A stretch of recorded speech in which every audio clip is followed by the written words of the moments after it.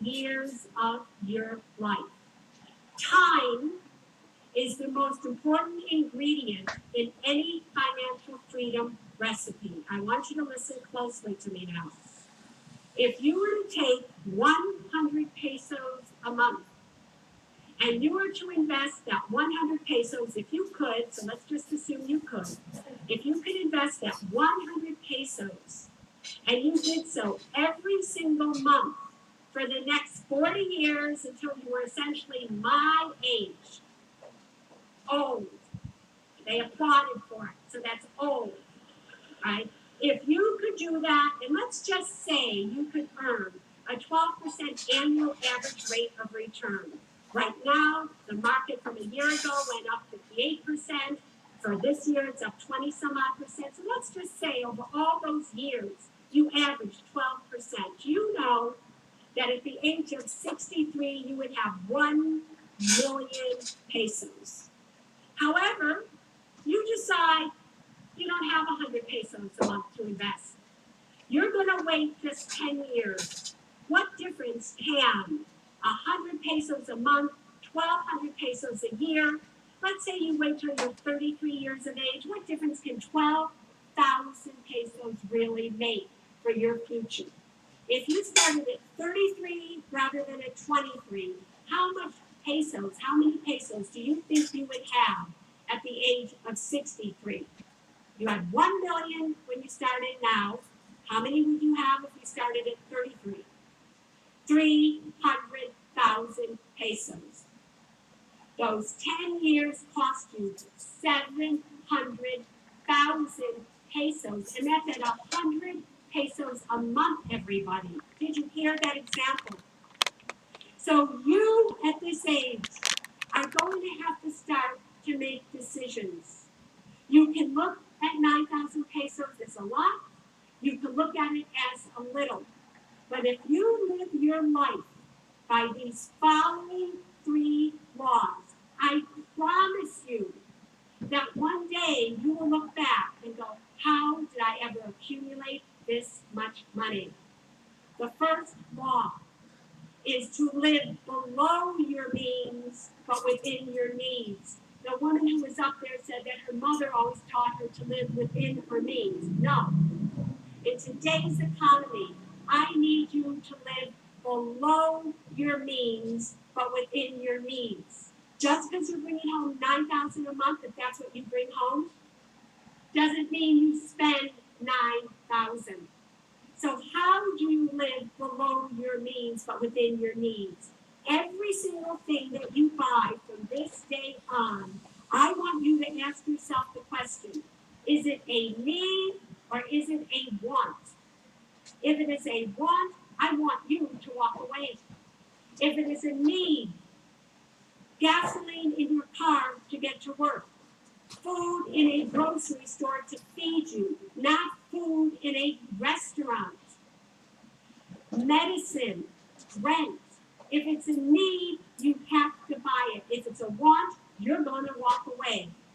And the third law is to get as much pleasure in saving as you do spending. If you can live your life by those 3 laws and just start 100 pesos at a time, do you understand how you could be a multimillionaire as the years go on? You're young. For those of you in this room that are 23, 24, 25, you all think you're so young and that now is the time for you to live. Now is the years of your life. You're wrong.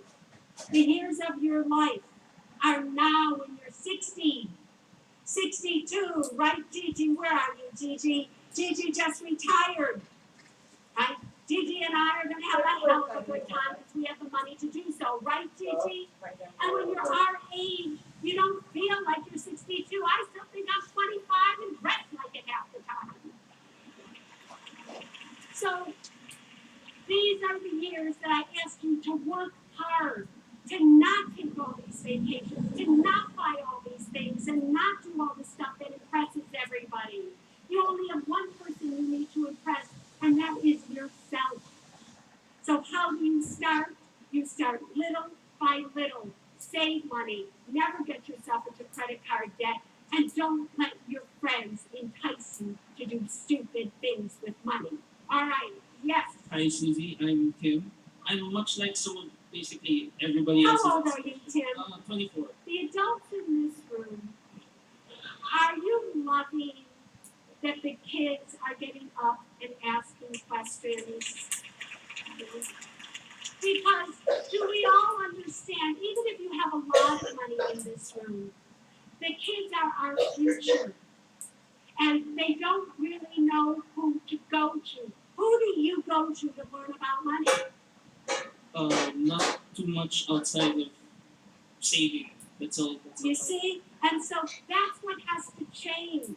Because you're the future of this country. So you have to understand how money works, how to invest it, when to spend it, when to save it, and when to tell your friends, go get another friend because you're tired of taking them out to dinner.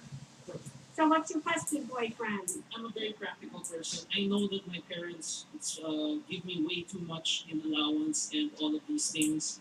In effect. Are you here with your parents? No, I'm not. Why did I have that feeling? I won't tell them. I don't mind if you tell them. They already know. And they still give it to you, and you Yes. still accept it. Yes. And what do you do? I save it. Yes. I carry some of it along with me, and whenever there's a problem with the house, I buy things and fix up the house. I don't have any other place to use it. When you say live within your means, live below your means, the rest of the money just goes back to my parents. Let me just get this right. Your parents give you too much money, but your parents don't have the money to fix up their house. So you have to give back the money that they give you because they know, don't you understand what's happening here? They're giving it to you because they know you're going to save it for them. And if they kept it, they would spend it and then nobody would have it. And then there'd be no money to fix up the house. But before you go on, this is what I'm talking about. This was how I started tonight. His parents are giving him money because that's what they think they should do, but they don't have the money to fix up the house, so he has to save it. Anyway, go on. They do fix up the house too. It's just that they never have enough to fix it up the way it should. They never hear about everything because half the time I'm there first and I fix it up before they get me. And it's usually where most of it goes. Would you like to be my son? Such a good boy. And outside of that, I really don't spend way too much money anyway, so I just save up all that money. And since I graduated an engineer, all I know is how to fix things. That's outside of finance. That's everything I do. Well, life could be worse. So, what's your question? If you have any advice, because all I know is how to save, and that's what I'm good at. That's all I learn and about money is that if you have a lot, then you're secure. What did I tell you the goal of money was? To make you feel secure, to be safe. Do you feel safe? Yes. Do you feel secure? Yes. All right, so 2 things I want you to remember that I said to you tonight. You are to trust yourself more than you trust others. Nobody has ever gone broke having money in savings.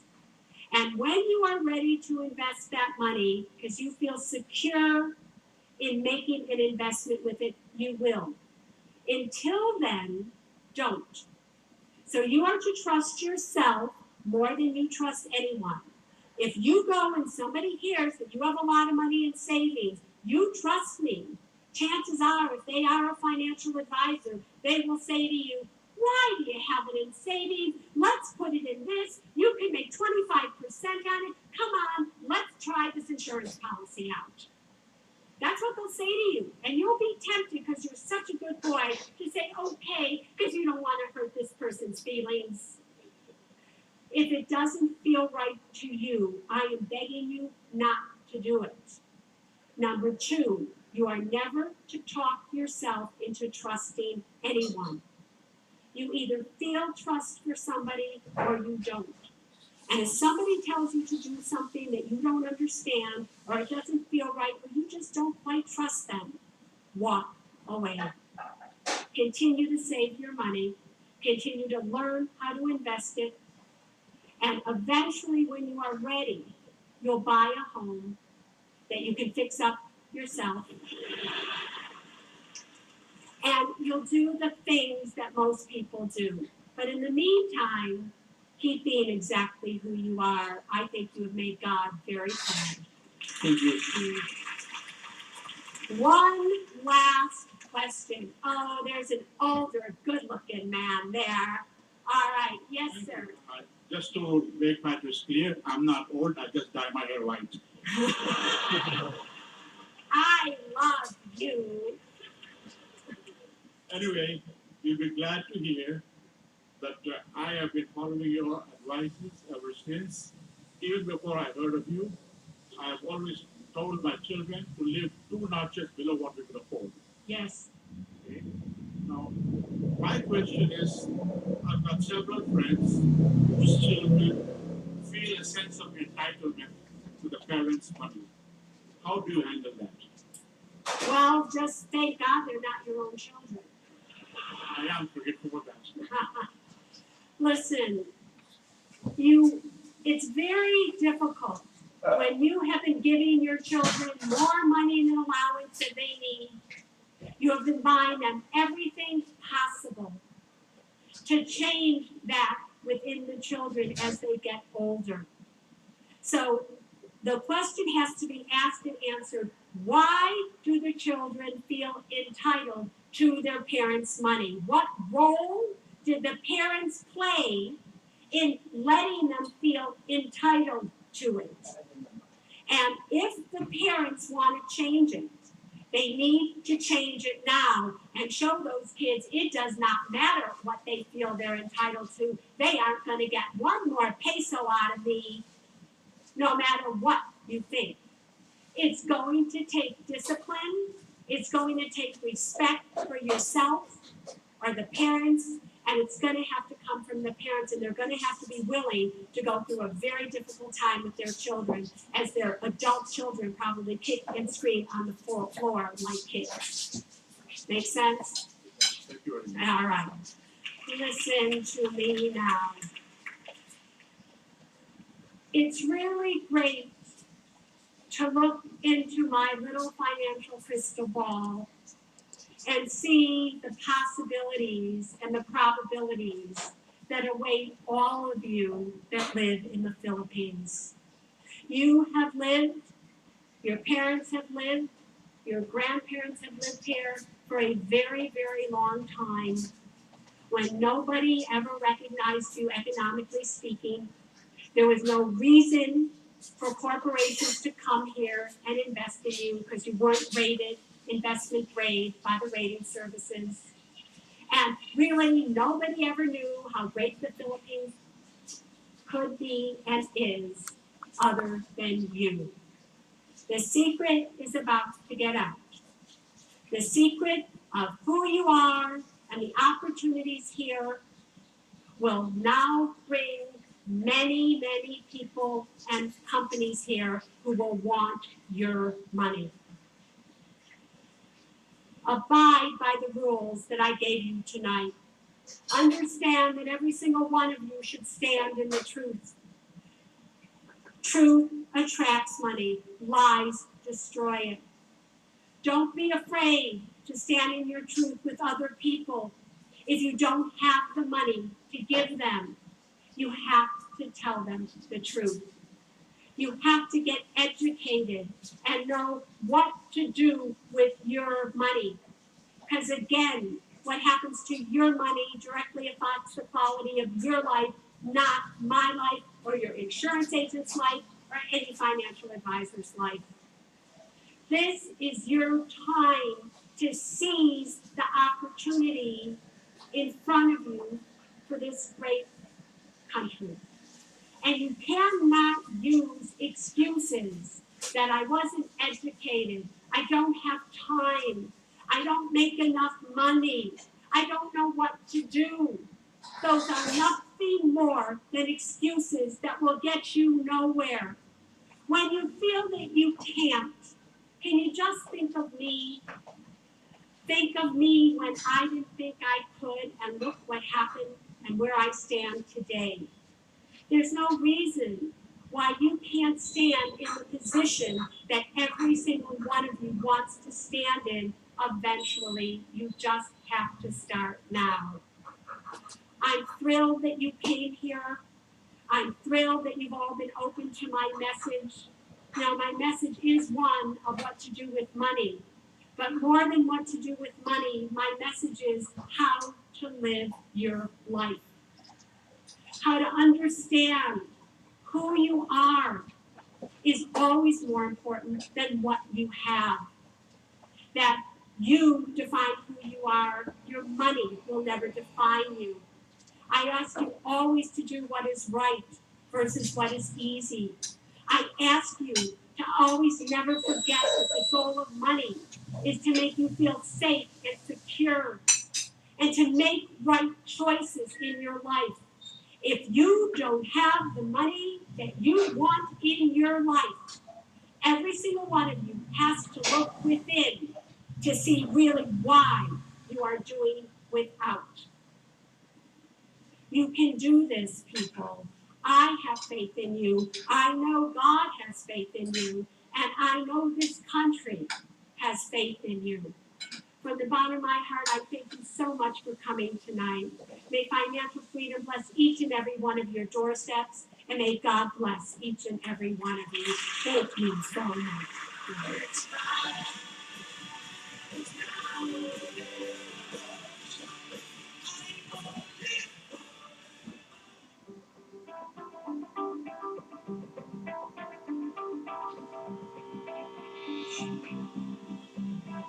I'm sure we'll see more of Suzi Orman in the future as she travels the world to share her secrets of personal finance success. We hope you have learned some of these secrets today so you can start your journey to financial wellness. Remember Suzi's advice and more importantly, apply them in your lives. Thank you all for watching our special.